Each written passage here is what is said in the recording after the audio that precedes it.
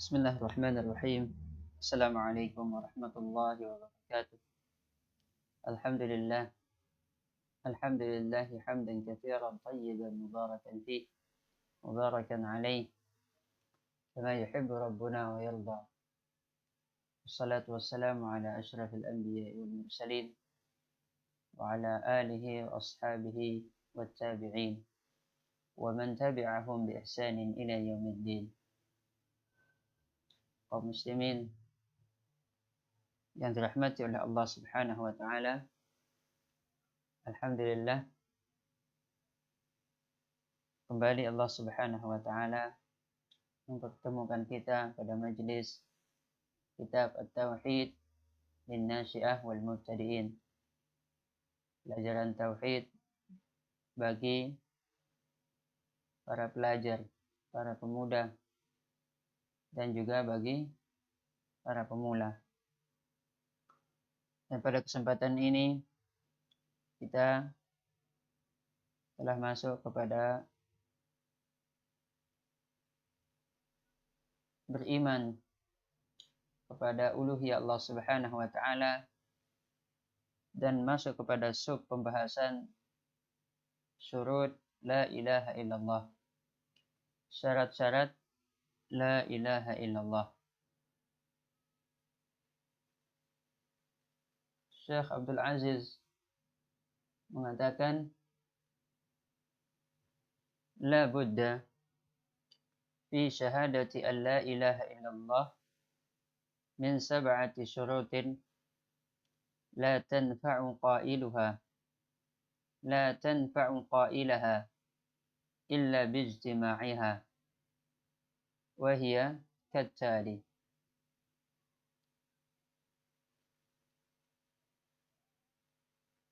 Pada syahadat la ilaha illallah terdapat 7 syarat yang harus terpenuhi, yang mana tidaklah bermanfaat ucapan la ilaha illallah kecuali dengan terkumpulnya 7 syarat tersebut. Yaitu yang pertama adalah al-ilmu bima'na la ilaha illallah. Pertama adalah al-ilmu, mengetahui makna la ilaha illallah. Dan pada pertemuan sebelumnya telah kita sebutkan tentang makna dari la ilaha illallah, yaitu at-tasdiqul jazim bi anna Allah ta'ala wahdahu al-mustahiqu li jami'i anwa'il ibadati al-zahirah wal batinah. Membenarkan secara pasti bahwa hanya Allah Subhanahu wa taala zat yang berhak dipersembahkan seluruh jenis ibadah, baik yang zahir maupun yang batin. Kama qala ta'ala, sebagaimana firman Allah Subhanahu wa taala, fa'lam annahu la ilaha illallah. Ketahuilah bahwasanya tidak ada Tuhan yang berhak disembah dengan benar selain Allah Subhanahu wa taala. Jadi yang pertama adalah al-ilmu, mengetahui makna la ilaha illallah. Dan di dalam ayat tersebut Allah Subhanahu wa taala memerintahkan kita untuk memiliki ilmu akan makna dari la ilaha illallah. Yang kedua adalah al-yaqin.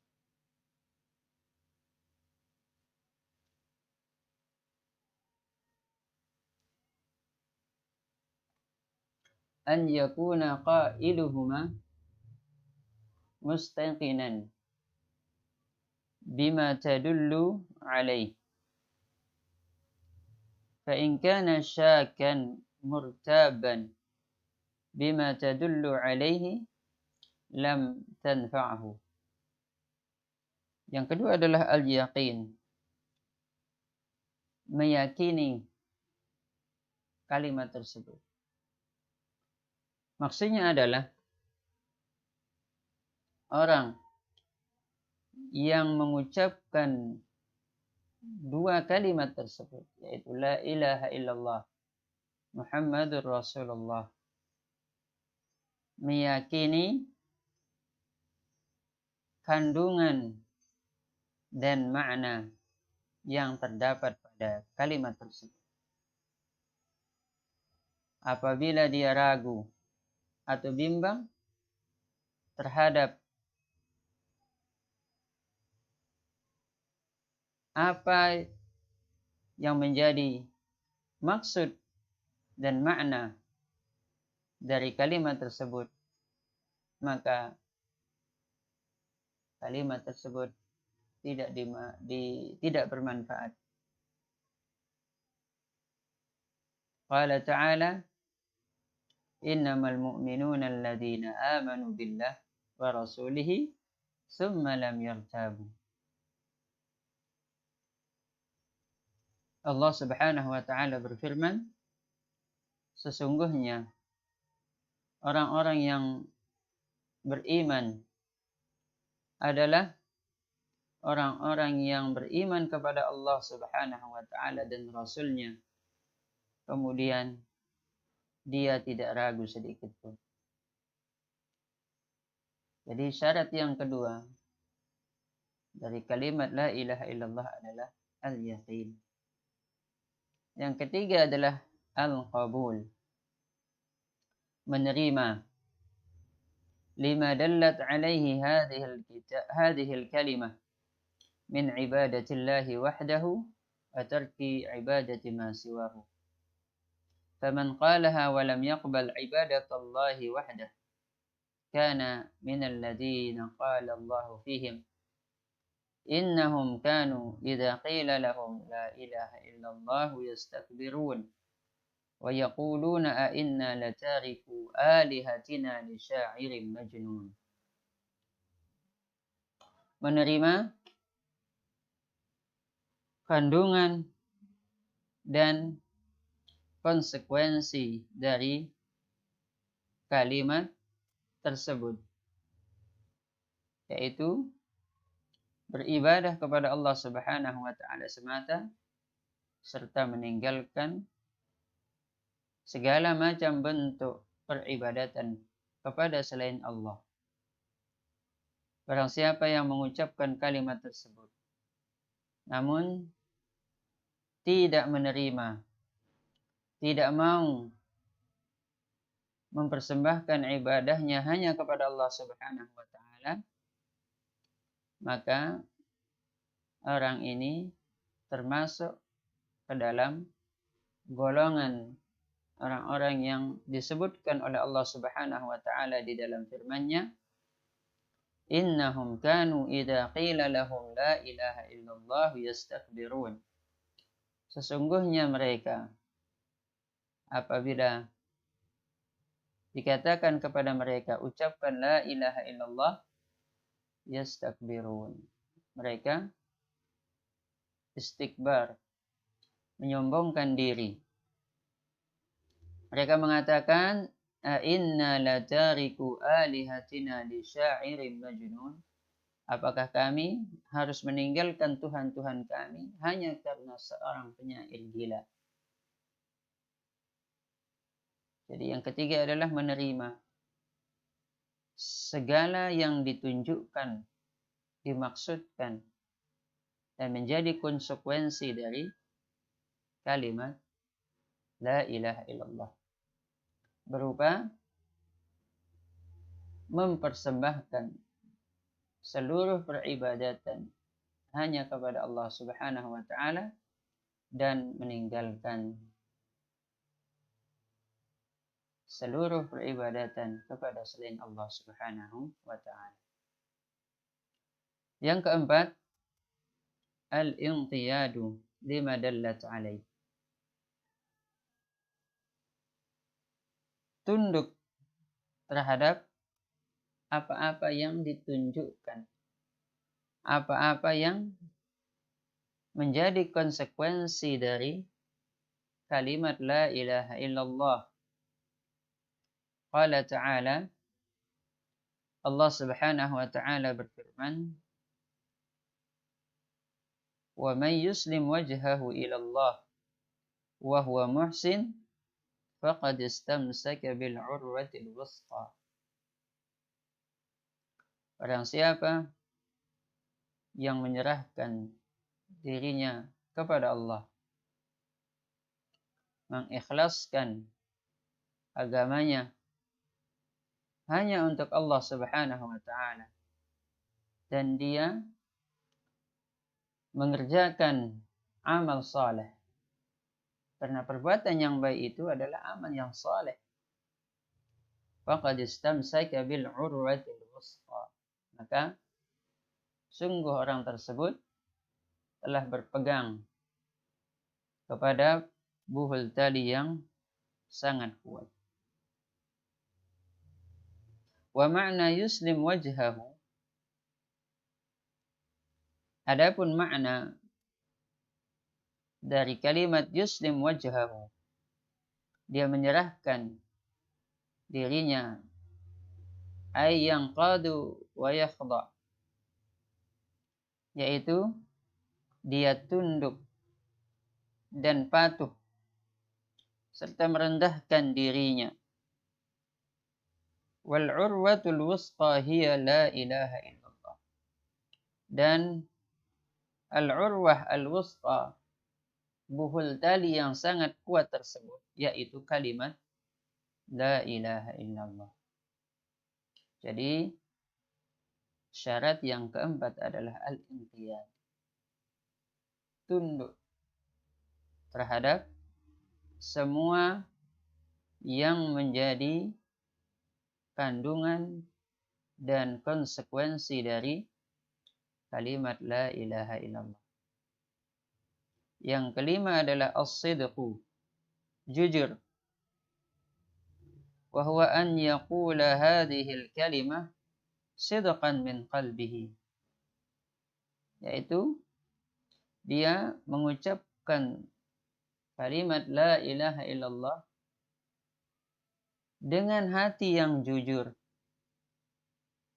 Kama qala ta'ala, kama qala sallallahu alaihi wasallam, sebagaimana firman sabda Rasulullah sallallahu alaihi wasallam, ma min ahadin yashhadu an la ilaha illallah wa anna muhammadan abduhu wa rasuluh sidqan min qalbihi illa harramahu Allahu 'alan nar.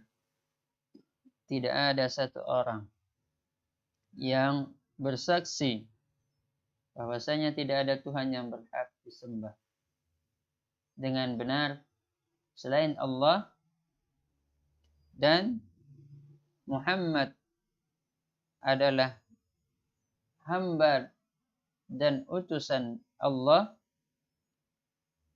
dari hati yang jujur, kecuali Allah Subhanahu wa ta'ala haramkan neraka baginya. Dia tidak masuk ke dalam neraka selama dia mengucapkan la ilaha illallah dari hati nurani yang paling jujur. Yang keenam, al-ikhlas. Yang keenam adalah ikhlas. Wa huwa tasfiyatul amal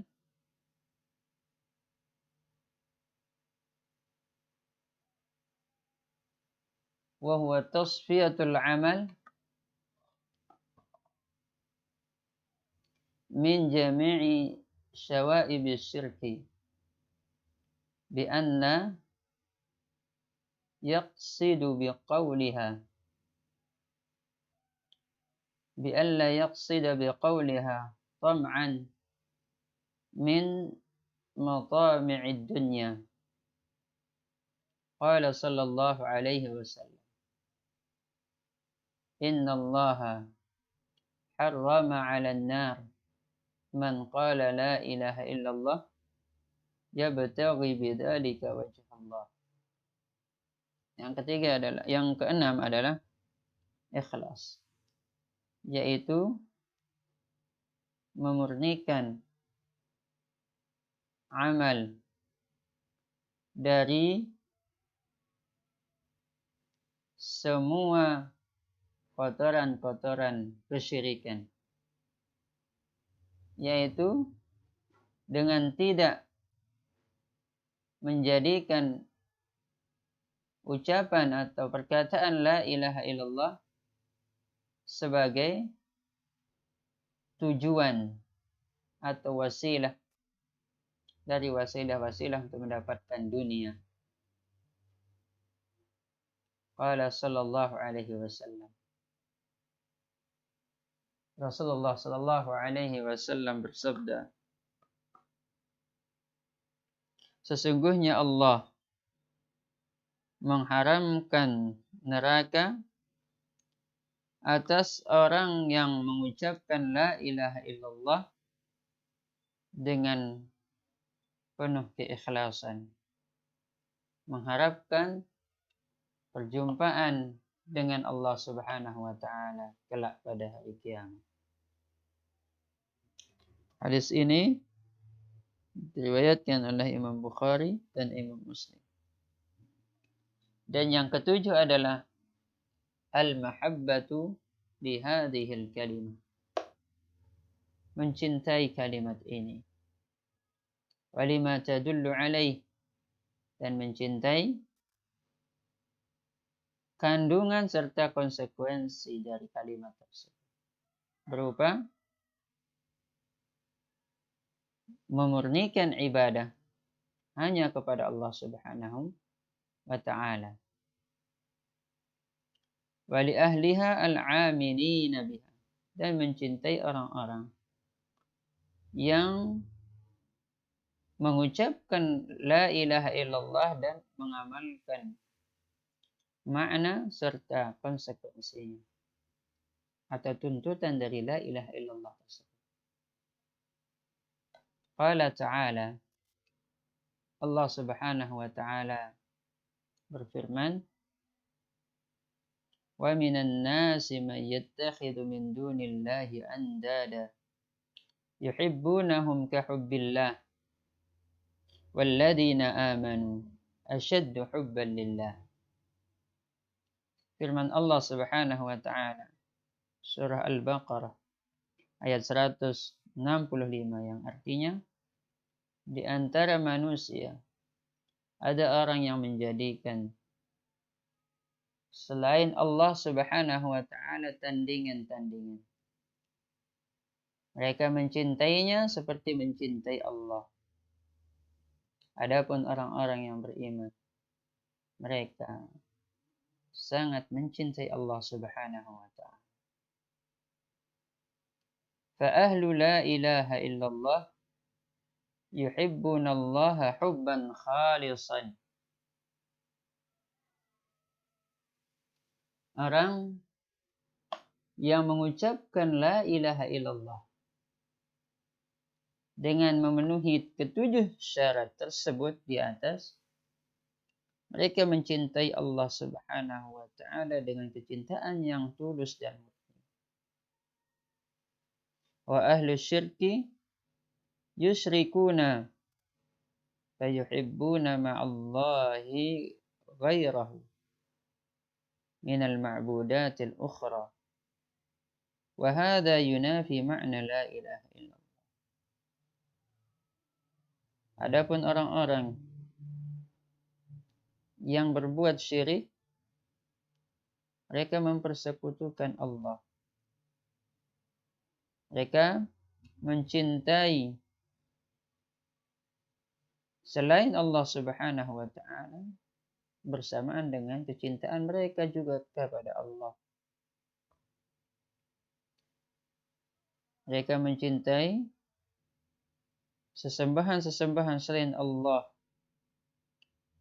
dan hal ini bertolak belakang dengan makna la ilaha illallah.